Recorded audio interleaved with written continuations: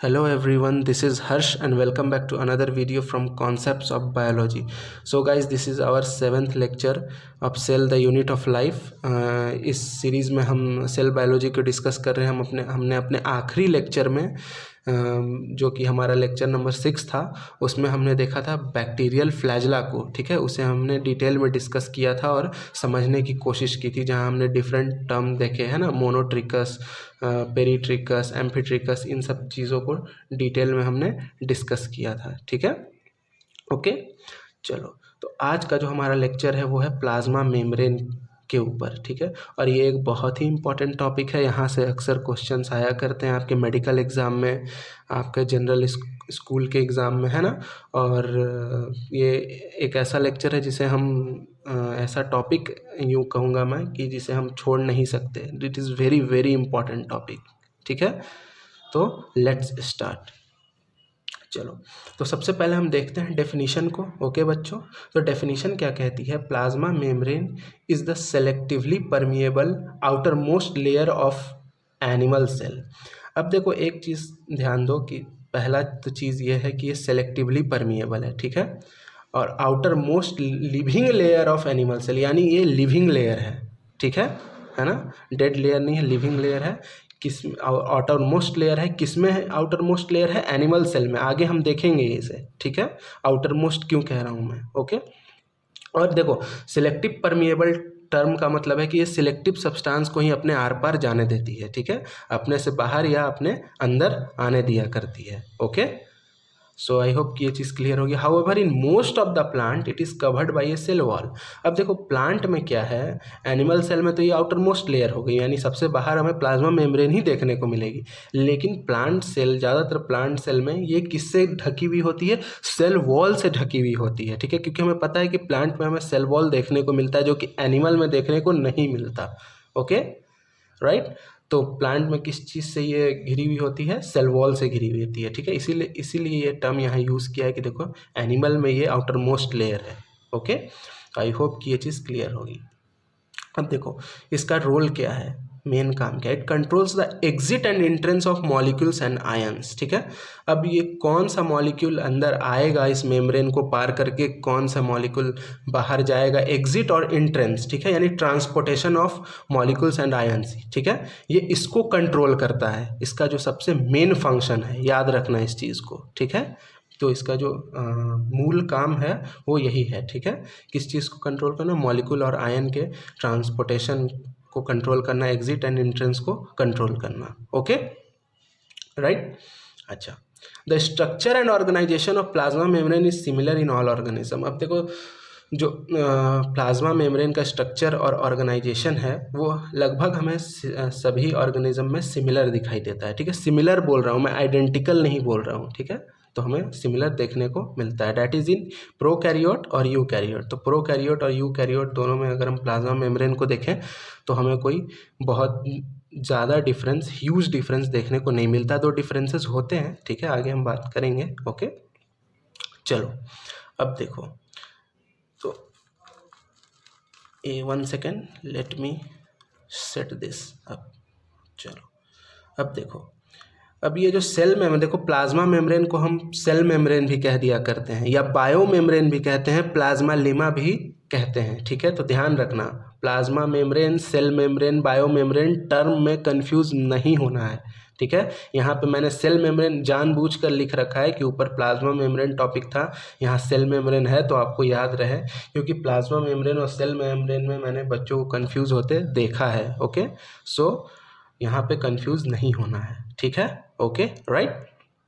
चलो, तो cell membrane देखो, प्रोकैरियोट यहाँ, ठीक है, यहाँ प्रोकैरियोट के लिए मैंने बना रखा है, यूकैरियोट के लिए बना रखा है। ठीक है, दोनों में हमें देखने को मिल रहा है ऑब्वियसली। ठीक है, अब देखो, यूकैरियोट में कौन कौन सी चीज़ें आ जाती हैं? यहाँ पे हम प्लांट और एनिमल, ये दोनों यूकैरियोट का एग्जाम्पल है। ठीक है, अब देखो, प्लांट में क्या है कि सेल मेम्ब्रेन देखो हमें अंदर की ओर देखने को मिल रही है। मैंने देखो एक छोटा बॉक्स बनाया है, ये अंदर है। ठीक है, और बाहर क्या है? सेल वॉल है, यानी ये जो सेल मेम्ब्रेन है किससे घिरी हुई है बच्चे? सेल वॉल से घिरी हुई है, ठीक है। और एनिमल सेल में ऐसा कुछ नहीं देखने को मिल रहा है, देखो बाहर की ओर सेल मेम्ब्रेन है सीधा। और अगर मैं प्रोकैरियोट्स में बात करूँ, उसमें बैक्टीरियल सेल की बात करूँ, तो ये जो सबसे आउटर मेम्ब्रेन है ना, ये कहलाता है ग्लाइकोकैलिक्स। मैंने सेल इन्वेलप में बहुत ही डिटेल में पढ़ा रखा है, अगर किसी को कोई प्रॉब्लम हो तो सेल इन्वेलप की वीडियो जाकर देखें, वहाँ ये सब चीज़ें क्लियर हैं। यहाँ पे मैंने मेंशन नाम नहीं किया हुआ, ठीक है। ये जो सबसे आउटर मोस्ट लेयर है वो है ग्लाइकोकैलिक्स, ठीक है। ग्लाइकोकैलिक्स के बाद हमें क्या देखने को मिलता है, सेल वॉल, और सबसे अंदर क्या है, सेल मेम्ब्रेन, ठीक है। तो इस चीज़ का ध्यान रखना है ना, कि बैक्टीरियल सेल में हमें सबसे बाहर ग्लाइकोकैलिक्स देखने को मिल रहा है, फिर सेल वॉल, फिर सेल मेम्ब्रेन। तो सेल मेम्ब्रेन सबसे अंदर हुआ करती है, राइट। तो आई होप कि यहाँ तक चीज़ें क्लियर हो गई। तो लेट्स सी, अगले स्लाइड पे देखते हैं कि क्या है ना। तो हम अपना नेक्स्ट स्लाइड देखते हैं। देखो, तो यहाँ पे हमें मॉडल पढ़ना है, ठीक है, मॉडल ऑफ प्लाज्मा मेम्ब्रेन। चलो लेट अस सी। देखो, many scientific models were propose to explain the structure of plasma membrane. अब प्लाज्मा मेम्ब्रेन के स्ट्रक्चर को, कि प्लाज्मा मेम्ब्रेन कैसा है, ठीक है, किस तरह का उसका ऑर्गेनाइजेशन है, क्या स्ट्रक्चर है, बहुत सारे साइंटिफिक मॉडल प्रपोज किए गए, ठीक है। उनमें से देखो कुछ, ये जो 3 मॉडल हैं ये बहुत इंपॉर्टेंट हैं, एग्ज़ाम में आया करते हैं। और उसमें भी सबसे इम्पॉर्टेंट जो मॉडल है, जो आपके टेक्स्ट बुक में है, जो हमें मेनली पढ़ना है, वो है फ्लूइड मोजाइक मॉडल, ठीक है। हालांकि हम इन तीनों को डिस्कस करेंगे, ये तीनों ही इम्पॉर्टेंट हैं, ये तीनों से ही क्वेश्चन कभी ना कभी पूछे गए हैं, है ना। ओके, तो सबसे पहला जो हम अपना मॉडल देखेंगे वो है सैंडविच मॉडल, राइट बच्चे। तो चलो देखते हैं क्या है sandwich model. Okay, let's see. तो देखो, sandwich model propose by Davson and Danielli in 1935। ये याद रखना है कि सैंडविच मॉडल किसने प्रपोज किया, ठीक है। क्योंकि देखो, जो टीचर है ना, जो प्रोफेसर हैं, या जो क्वेश्चन जो आपके बनाते हैं, वो ये आपसे एक्सपेक्ट करते हैं कि आप चीज़ों को जानो, आप सिर्फ और सिर्फ एकदम इम्पॉर्टेंट कंट्रीब्यूशन को ही ना जानो। जैसे फ्लूइड मोजाइक मॉडल जो सबसे रिसेंट और मोस्ट एक्सेप्टेड है, ठीक है, तो इसको प्रपोज किया था सिंगर एंड निकोलसन ने, ठीक है। लेकिन उससे पहले इस प्लाज्मा मेम्ब्रेन पे जिस साइंटिस्ट ने काम किया, उनके भी कंट्रीब्यूशन के बारे में आप जानो, ये वो आपसे इतना एक्सपेक्ट करते हैं, ठीक है। तो हम किसी भी चीज़ को छोड़ नहीं सकते, है ना। ओके, तो देखो, सैंडविच मॉडल किसने दिया, Davson and Danielli in 1935। This is very very important, I am repeating it again, ठीक है।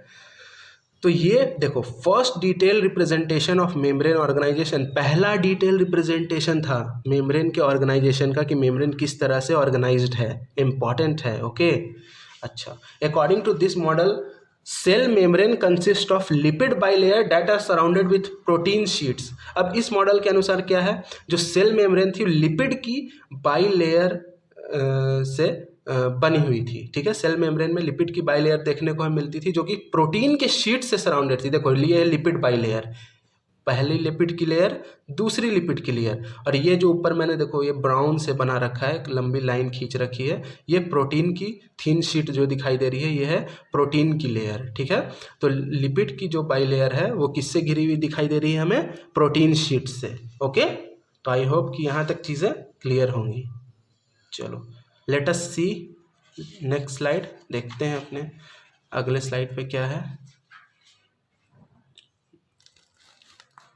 चलो, तो नेक्स्ट है हमारा यूनिट मेम्ब्रेन मॉडल, ठीक है। 1 second, let me set this. Okay, चलो, तो देखो यूनिट मेम्ब्रेन मॉडल में क्या है कि यूनिट मेम्ब्रेन मॉडल को 1959 में रॉबर्टसन ने दिया, ठीक है। देखो, इन 1959 Robertson came up with unit membrane model. अब देखो, उन्होंने क्या देखा कि that membrane shows he saw that membrane shows trilaminar appearance under electron microscope। तो जो इलेक्ट्रॉन माइक्रोस्कोप के अंदर जो मेम्ब्रेन थी वो ट्राइलेमिनर अपीयरेंस दिखाती थी, ठीक है। Same trilaminar pattern was observe in different kind of membrane. उन्होंने अलग अलग मेम्ब्रेन की स्टडी की होगी, तो ऐसा देखा होगा कि उसी तरह का ट्राइलेमिनर अपीयरेंस सभी मेम्ब्रेन में हमें देखने को मिलता है। ओके, चलो, he suggested that all cellular membranes share a common structure which he called unit membrane, ठीक है। यूनिट मेम्ब्रेन इसीलिए नाम दिया है कि उन्होंने कहा कि जितने भी सेलुलर मेम्ब्रेन है उनमें सब में एक ही तरह का कॉमन स्ट्रक्चर है, इसीलिए हम इसे यूनिट मेम्ब्रेन कह रहे हैं। ठीक है, देखो ये है ट्राइलेमिनर आपका स्ट्रक्चर, देखो जिसमें हमें क्या देखने को मिल रहा है, एक डार्क बैंड है बाहर की ओर, ठीक है, देखो दो डार्क बैंड, ठीक है, और बीच में हमें लाइट बैंड देखने को मिल रहा है। ठीक है, तो जो डार्क बैंड है वो किस चीज़ के बने हुए हैं, प्रोटीन के बने हुए हैं। ये देखो जो मैंने घेर रखा है ना जितना, ठीक है, वो डार्क बैंड है, और जो नीचे है वो बीच में है वो light, sorry yes this is light band. Okay चलो, और लाइट बैंड किससे बना हुआ है बच्चे, लिपिड से। ठीक है, डार्क बैंड किससे बना हुआ है, प्रोटीन से।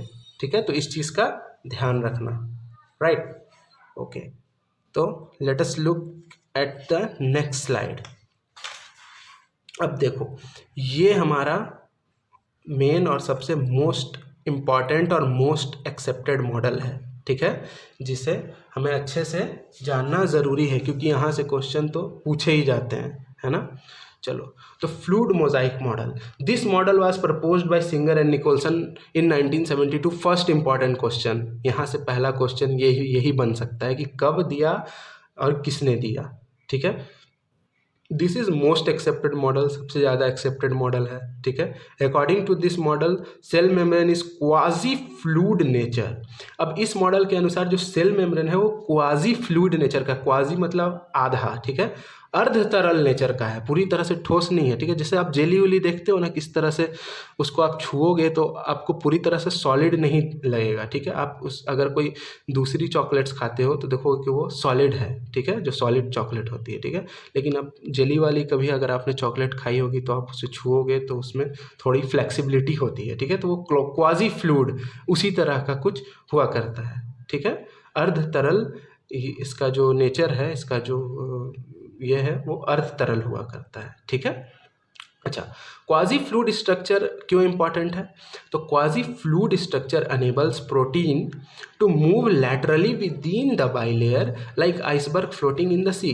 अब देखो क्वाजी फ्लूइड होने के कारण जो प्रोटीन है ना बच्चे, वो लैटरली यानी इधर उधर, लैटरल मूवमेंट का क्या मतलब होता है, ऐसे ऐसे इधर उधर, ठीक है, लेफ्ट राइट, इस तरह का मूवमेंट को हम लैटरल मूवमेंट कहा करते हैं। ठीक है, बाई लेयर के अंदर, लिपिड की बाई लेयर के अंदर लैटरली प्रोटीन मूव कर पाते हैं। ठीक है, क्वाजी फ्लूइड नेचर होने के कारण, तो इससे हमें ये लगता है कि एक जैसे आपने समंदर देखा है ना, ठीक है, तो समंदर में आप बड़े बड़े 10-15 बर्फ़ के टुकड़े इमेजिन कर लो कि तैर रहे हैं। ठीक है, और समंदर हिल रहा है, तो किस तरह का इमेजिनेशन होगा। ठीक है, तो आप इमेजिन करके देखो कि कैसा ये हो रहा है। ठीक है, एक वेव जैसा बन रहा है। ठीक है, एक वेव है पानी की, उस पर बर्फ़ के टुकड़े तैर रहे हैं। ठीक है, हिलते हुए। ठीक है, तो इसीलिए इसे ऐसा बोला जाता है कि iceberg floating in sea. Iceberg जो है, जो बड़े बड़े बर्फ़ के टुकड़े हैं, वो सी में तैरते हुए दिखाई देते हैं। ठीक है, ओके चलो, इम्पॉर्टेंस ऑफ फ्लूइड नेचर। ठीक है, अब देखो फ्लूइड नेचर जो है प्लाज्मा मेम्ब्रेन की, जैसा जो कि अभी हम पढ़ते आ रहे हैं कि ठीक है फ्लूइड नेचर की है। ठीक है ना, हमने यहाँ देखा क्वाजी फ्लूइड स्ट्रक्चर है। ठीक है, तो इसकी इम्पोर्टेंस क्या है। ठीक है, तो देखो फ्लूइड नेचर हेल्प करती है सेल के ग्रोथ में, है ना, सेल के डिवीज़न में, इंडोसाइटोसिस में, है ना, सिक्रीशन में, फॉर्मेशन ऑफ इंटरसेलुलर जंक्शन में, है ना, दो सेल के बीच जंक्शन बनाने में। ठीक है, तो ये इम्पॉर्टेंस है, इसे भी हमें याद रखना है। ठीक है, ये बहुत इम्पॉर्टेंट चीज़ है, इसीलिए मैंने इसे एक एक करके लिख रखा है। एक बार फिर से मैं रिपीट कर दे रहा हूँ, सेल के ग्रोथ में ये हेल्प करती है, सेल के डिवीज़न में, इंडोसाइटोसिस जिसे हमें सेलुलर ईटिंग भी कहते हैं। ठीक है, एक और होता है पिनोसाइटोसिस, ठीक है, जिसको हम सेलुलर ड्रिंकिंग कहते हैं, है ना, सिक्रीशन में, है ना, और इंटरसेलुलर जंक्शन के फॉर्मेशन में, राइट। चलो, अब हम अपने नेक्स्ट स्लाइड को देखते हैं।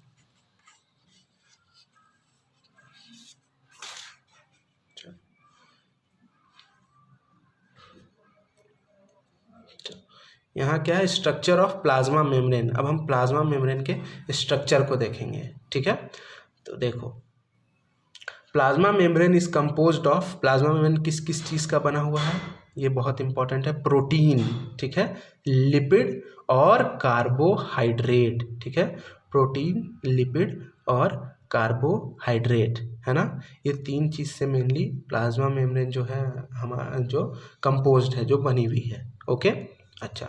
The ratio of lipid and protein varies in different cell type. अब जो लिपिड और प्रोटीन की जो रेशियो है, जो लिपिड और प्रोटीन का अनुपात है, वो अलग अलग सेल में अलग अलग हो सकता है, अलग अलग देखने को मिल सकता है। ये बहुत इंपॉर्टेंट स्टेटमेंट है, इसे याद रखना, है ना। अच्छा, in human the membrane of erythrocyte has approx 52% protein and 40% lipid. अगर ह्यूमन में हम इरिथ्रोसाइट की मेम्ब्रेन देखें, ठीक है, रेड ब्लड सेल की मेम्ब्रेन देखें, तो उसमें हमें क्या दिखाई देता है, 52% प्रोटीन एंड 40% लिपिड। ठीक है, ये एक इम्पॉर्टेंट स्टेटमेंट है जो आपकी टेक्स्ट बुक में है, और ये क्वेश्चन डायरेक्ट आ सकता है, बिल्कुल पूछा जा सकता है ना। तो ये याद रखना है। लेकिन अलग अलग सेल में क्या है कि ये कंपोजिशन जो आप देख रहे हो प्रोटीन और लिपिड की, ये अलग अलग हो सकती है। ठीक है, हालांकि हमने पहले देखा कि ये हमें लगभग सब में प्रोकैरियोटिक यूकैरियोटिक में सिमिलर ही देखने को मिलते हैं, लेकिन दो कंपोजिशन तो चेंज हो सकती है ना। Okay, right. चलो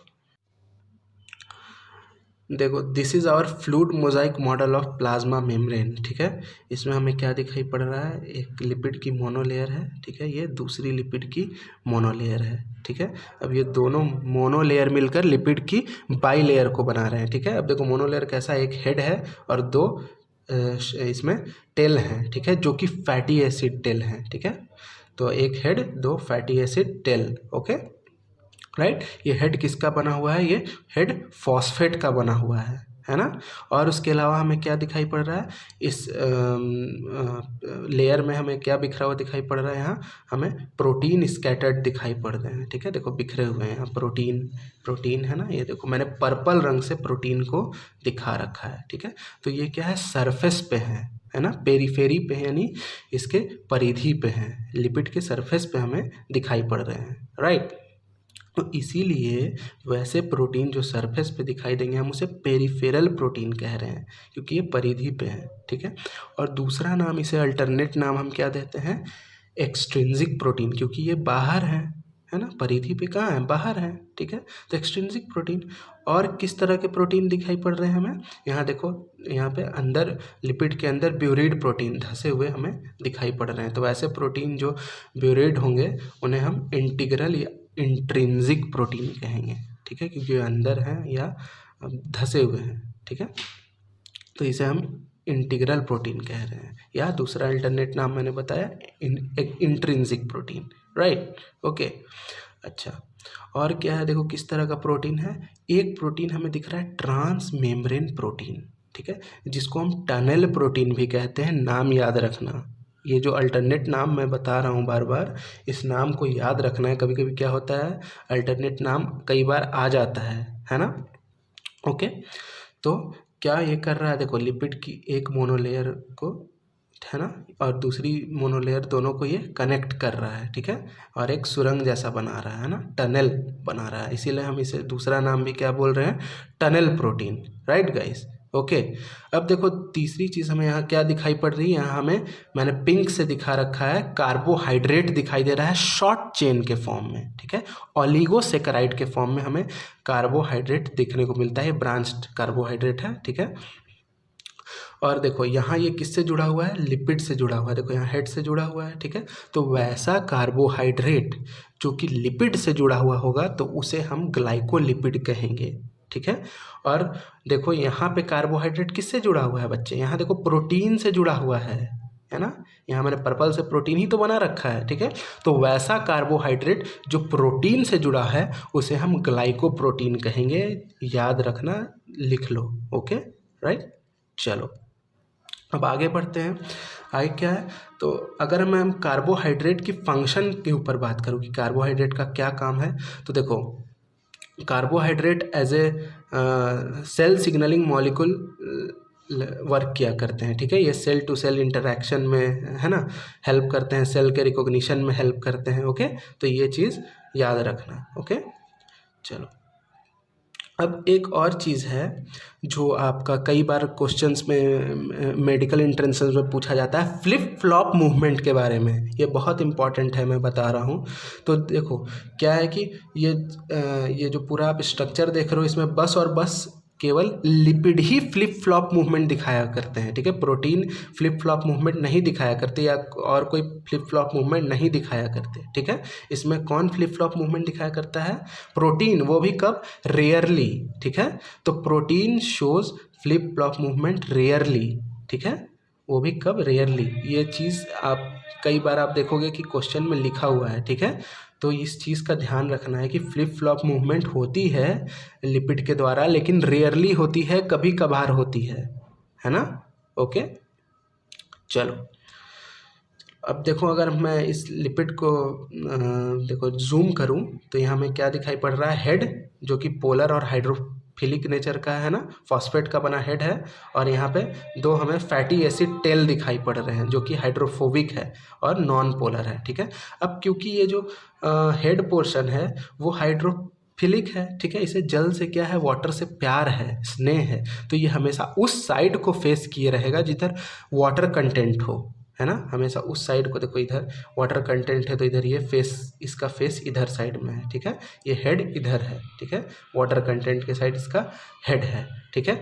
लेकिन ये जो टेल होते हैं ना, इसे वाटर से लगता है डर, ठीक है। ये पानी से इसे डर लगता है, ठीक है। ये हाइड्रोफोबिक नेचर का होता है, इसीलिए हमेशा ये उस साइड को फेस करेगा जिधर वाटर कंटेंट ना हो। तो देखो इधर अंदर की ओर वाटर कंटेंट नहीं है, तो ये हमेशा अंदर की ओर फेस किए रहेगा जिधर वाटर कंटेंट नहीं होगी, है ना। ओके, सो गाइज अभी के लिए इस वीडियो में इतना ही। इसमें और कुछ चीज़ें बाकी रह गई हैं, जैसे हम कुछ इंपॉर्टेंट चीज़ों को डिस्कस करेंगे, जिसमें सबसे इम्पॉर्टेंट चीज़ ये है कि हम अभी मेम्ब्रेन ट्रांसपोर्ट के ऊपर हमने ज़्यादा डिस्कशन नहीं किया है ना। तो मेम्ब्रेन ट्रांसपोर्ट में हम एक्टिव ट्रांसपोर्ट और पैसिव ट्रांसपोर्ट को डिटेल में देखेंगे। उसके अलावा हम थोड़ा बहुत ये जो टाइप्स ऑफ प्रोटीन हैं और टाइप्स ऑफ लिपिड है ना, हम इन चीज़ों को के ऊपर भी अच्छे से डिस्कस करेंगे। Okay, so I hope guys कि चीज़ें आपको समझ में आई होंगी। अगर ये वीडियो आपको अच्छी लगी हो तो अपने दोस्तों के साथ शेयर करें, मेरे चैनल को सब्सक्राइब करें। Will see you in the next video. Thank you for watching.